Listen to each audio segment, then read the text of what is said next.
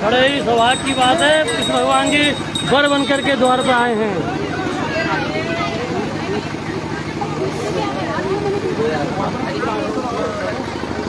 इस वक्त हम हल्द्वानी शिवालिक इंटरनेशनल स्कूल के बगल में इंद्रप्रस्थ जो कॉलोनी है, उस कॉलोनी के अंदर हम आज मौजूद हैं। जी हाँ, यहाँ आने का खास कारण आपने शायद टाइटल में ज़रूर पढ़ लिया होगा। इस वक्त हम इंद्रप्रस्थ कॉलोनी में हैं और एक ऐसा विवाह आपको दिखाने जा रहे हैं जो अनोखा एक विवाह है। आपने सुना होगा, तमाम शादियाँ भी आपने देखी होंगी, लड़के लड़कियों की आपने तमाम शादियाँ, शहर में कई जगह आपने शादियाँ देखी होंगी, लेकिन आज ये जो विवाह है, ये अनोखा विवाह हल्द्वानी में हो रहा है।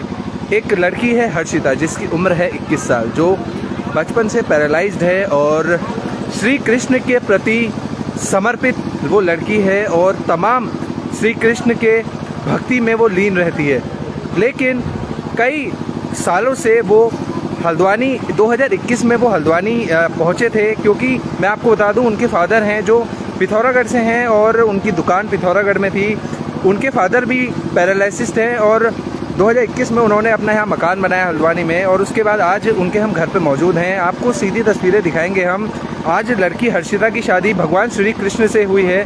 यहाँ पे बारात पूरे रीति रिवाज, कुमाऊनी रीति रिवाज के साथ ये जो शादी है यहाँ पे की जा रही है और अभी बारात पहुँची है। अब जो आगे की रस्में हैं वो यहाँ पे की जा रही हैं। चलिए पहले हम आपको विजुअल में दिखाएंगे, उसके बाद तमाम लोगों से हम बात करेंगे।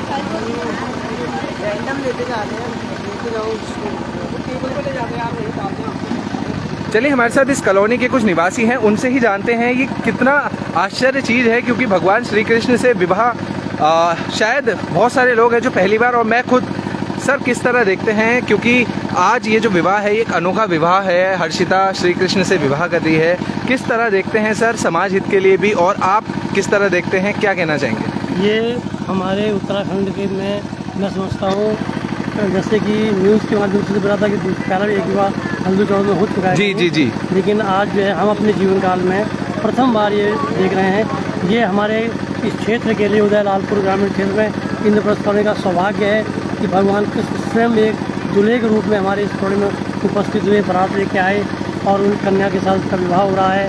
बहुत ही रोमांचक, जिसे कहने हृदय से उद्गार नहीं निकल पा रहे कि हम क्या क्या व्यक्त कर दें, तो वाणी में शब्द ही नहीं आ पा रहे। हम लोग बिल्कुल वशीभूत हो गए हैं भगवान कृष्ण के, कि बस उन्हीं की आराधना में लीन हैं। सभी उसी से हर्षोल्लासित हैं और बड़ा ही आनंद है और बड़े ही हर्षोल्लास का विषय। इतनी गर्मी में भी लोग जो है आनंद का अनुभव कर रहे हैं, इससे बड़ा अनुभव और क्या हो सकता है। सर हर्षिता के माँ बाप के बारे में थोड़ा सा बताएं।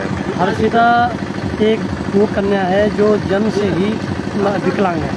इसके दोनों पैर नहीं हैं, मतलब हैं लेकिन वो काम नहीं करते हैं, और हाथ भी उसके वो टेढ़े हैं, और वाणी से, मुख से वाणी भी नहीं निकलती है साफ। लेकिन वो कन्या देखने में आप उसको लगेगा नहीं। उसके अंदर हमारी कॉलोनी में कितने कार्यक्रम होते हैं शादी विवाह के, जन्मदिन के, नामकरण के, उनमें वो सब में शामिल होती है।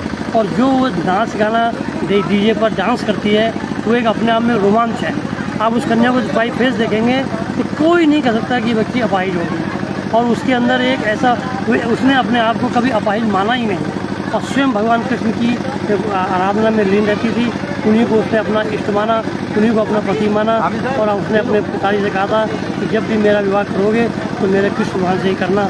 उनके पिता स्वयं अपने आप में एक विकलांग है, उनका किसी एक्सीडेंट में उनका पैरालाइज हो गया था, तो वो भी झंडे के सहारे ही चलते हैं, और आर्थिक रूप से भी कोई विशेष अच्छे नहीं है, लेकिन उसके बाद भी उन्होंने इतना सुंदर कार्यक्रम यहाँ किया है। हम लोगों के लिए बड़ा ही, हम तो धन्य हो गए हैं। सर क्या क्या कार्यक्रम हैं जो आयोजित किए गए, किस तरीके से रीति रिवाज और कार्यक्रम आयोजित किए गए हर्षिता की शादी के लिए? हमारे कुमाऊं में जो भी रीति रिवाज होते हैं, एक इष्ट को निमंत्रण देने से शुरुआत करी गई, और अपने कॉलोनी, मोहल्ले, नाते, रिश्ते सभी, यहाँ तक कि जो स्थानीय स्तर पर जो हमारे विधायक नेतागण हैं, उनके यहाँ तक निमंत्रण गया है, और सबको ये कहा गया है कि हमें आपसे कोई अपेक्षा नहीं है, सिर्फ बच्चे को आकर आशीर्वाद प्रदान करें, यही मेन कामना है। एक उनके लिए एक नया है, हम सब के लिए भी हर्षोल्लास का विषय था। उसके साथ आपका देखिए हल्दी है, मेहंदी है, और उसके बाद जो है महिला संगीत भी हुआ कल, और रात्रि में मेहंदी का कार्यक्रम हुआ, सभी ने भोज भी किया। और वर्तमान में सुबह देखिए 9 बजे से जो है सब लोग इकट्ठे हुए और 10 बजे बारात जो है आरम्भ हुई, और बारात के बाद आपके सामने जो कार्यक्रम चल ही रहा है, आप देख ही रहे हैं। और रात के क्या कार्यक्रम आज यहाँ अब पे? रात में जो है ये शादी का रात का कोई कार्यक्रम नहीं है, दिन में ही विवाह संपन्न होगा। 2-2:30 बजे जब विवाह संपन्न हो जाएगा तत्पश्चात जो है भोजन का जैसा भी विवाह में अपने आगंतुकों का स्वागत किया जाता है उस पर व्यवस्था की गई है भोजन पानी की, उसका विदाई का कार्यक्रम। चलिए, बहुत बहुत धन्यवाद हमसे बात करने के लिए। तो आप देखेंगे